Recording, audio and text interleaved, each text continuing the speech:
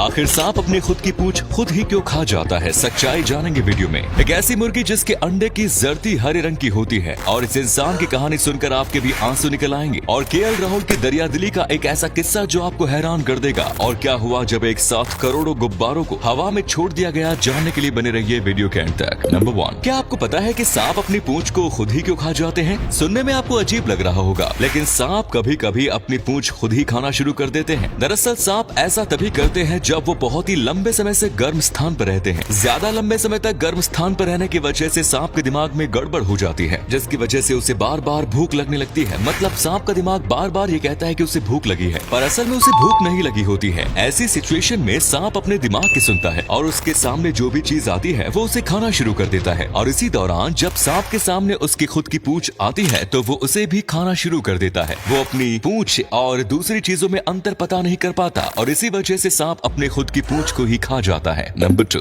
आमतौर पर मुर्गियों के अंडे की जर्दी पीले रंग की होती है और ये बात हम सभी जानते हैं, पर क्या आपने कभी किसी ऐसी मुर्गी के बारे में सुना है जिसके द्वारा दिए गए अंडे में निकलने वाली जर्दी पीले नहीं बल्कि हरे रंग की होती है? जी हाँ, हम बात कर रहे हैं केरल के एक छोटे से गाँव में रहने वाले शहाबुद्दीन की मुर्गी की, जिसके द्वारा दिए गए अंडों की जर्दी हरे रंग की होती है। सुनने में आपको ये बहुत ही ज्यादा अजीब लग रहा होगा, लेकिन यही सच्चाई है और वैज्ञानिक भी इसको लेकर हैरान थे कि आखिर ऐसा कैसे हो सकता है। लेकिन जब इसको लेकर रिसर्च की गई तो इसके पीछे का कारण भी पता कर लिया गया। दरअसल शहाबुद्दीन अपनी मुर्गियों को ज्यादातर हरी घास और हरी चीजें ही खिलाता है, जिसकी वजह से उसकी मुर्गी द्वारा दिए गए अंडे की जर्दी हरे रंग की होती है। हालांकि वैज्ञानिक इसको लेकर और भी कई कारण बताते हैं, पर कुछ भी हो ये मुर्गी बहुत ही ज्यादा अजीब है। नंबर 3, ये है टाइगर स्टोन मशीन, जिसकी खासियत जानने के बाद आपके होश उड़ जाएंगे। दरअसल रोड बनाने के लिए हमेशा ही इंसानों को मेहनत करनी पड़ती है और खुद ब खुद एक एक करके ईंटों को बिछाना पड़ता है, लेकिन इस मशीन की मदद से इस प्रॉब्लम का भी समाधान खोज लिया गया है, क्योंकि ये एक ऐसी मशीन है जिसमें एक तरफ से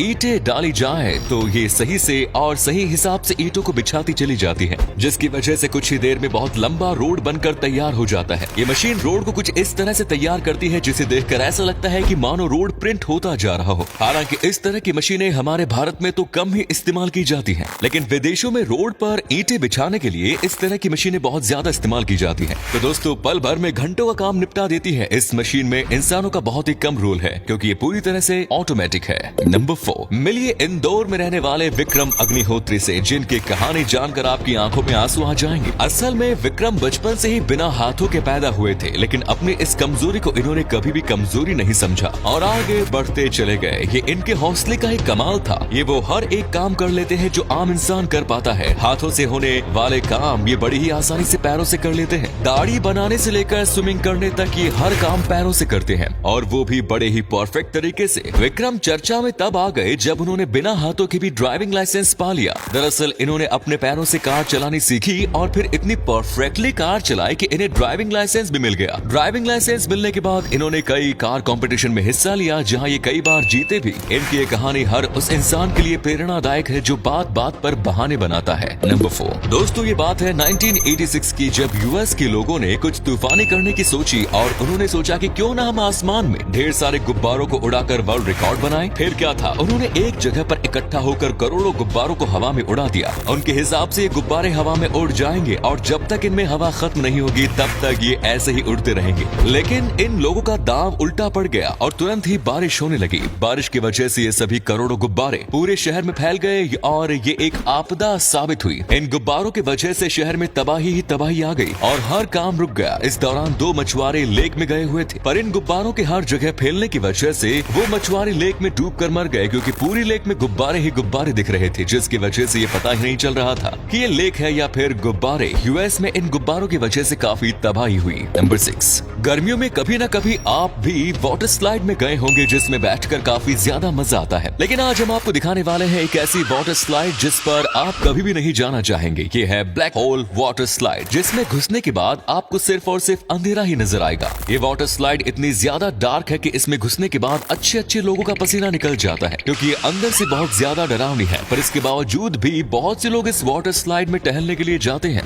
लेकिन इस वाटर स्लाइड में वही टहलने के लिए जा सकता है जिसे अंधेरे से डर नहीं लगता, वरना इस वाटर स्लाइड में जाने वाले की हवा टाइट हो जाती है, क्योंकि ये इतनी ज्यादा डरावनी है कि इसके बारे में बहुत से लोग ये भी कहते हैं कि उन्हें इस वाटर स्लाइड में मौत नजर आने लगती है। नंबर 7, भारतीय क्रिकेटर केएल राहुल मैदान पर तो अपनी बल्लेबाजी से सभी का दिल खेल जीतते ही हैं, लेकिन मैदान के बाहर भी उन्होंने एक ऐसा काम कर दिया है जिसकी वजह से लोग मैदान के बाहर भी उनकी काफी ज्यादा तारीफ कर रहे हैं। दरअसल हुआ यूं कि एक 11 साल के बच्चे वारथ को एक बहुत ही रेयर ब्लड डिसऑर्डर हो गया था, जिसकी वजह से तुरंत उसका मैरो ट्रांसप्लांट करना था, लेकिन उसके माता पिता के पास इतना पैसा नहीं था कि वो मैरो ट्रांसप्लांट करवा सके। कुछ डोनेशंस के बाद उन्होंने कुछ पैसे इकट्ठा तो कर लिए, लेकिन अभी भी बहुत पैसे बाकी थे। और जब इस बच्चे के बारे में केएल राहुल को पता चला तो उन्होंने तुरंत देर न करते हुए इस बच्चे का ट्रांसप्लांट करवाने के लिए 31 लाख रुपए दान कर दिए, जिसकी वजह से इस बच्चे का ट्रांसप्लांट सक्सेसफुल हो गया और केएल राहुल ने एक मासूम की जान बचा ली, जिसके बाद सोशल मीडिया पर फैंस उनकी बहुत ज्यादा तारीफ कर रहे हैं। और अगले फैक्ट पर जाने से पहले फोटो को ध्यान से देखिए और बताइए कि किसका फोटो दिखाई दे रहा है। इससे पता लगेगा आपका दिमाग और आंखें कितनी तेज है। मिलते हैं आपको 5 सेकंड्स।